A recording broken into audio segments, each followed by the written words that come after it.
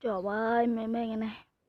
Lán pram tao nói bác tầm phơi từ bác nông bò lại nè ơi trời ơi nè. Cả chui tê nha mẹ mấy ơi. Hoặc quăng bà ơi nè. Được rồi. Hoặc quăng bà ơi.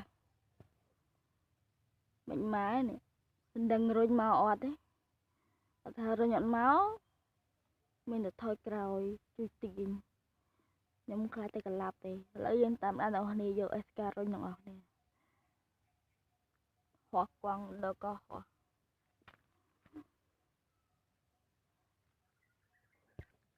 Phơi bánh phơi chi khó phơi đó rồi mày. Chạy SK không?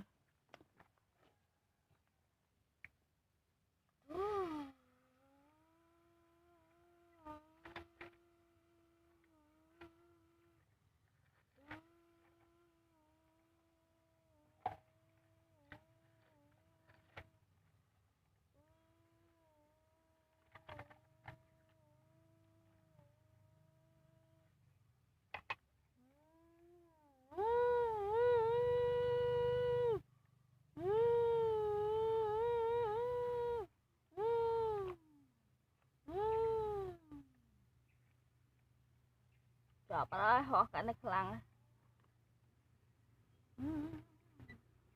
thì phải tới căng thằng nọ tới căng thiên nè qua lấy lòng cho đó mấy đang bệnh má nè mới qua căng cho hiến khả năng dân rốn tầng rồi giật tròn màu thế mà bây giờ rồi màu khăn thế đang bệnh má đà đi dân xì xong lấy dân tam đà này lấy dân xì dìm rồi tiết cho mưa vì làm rồi rồi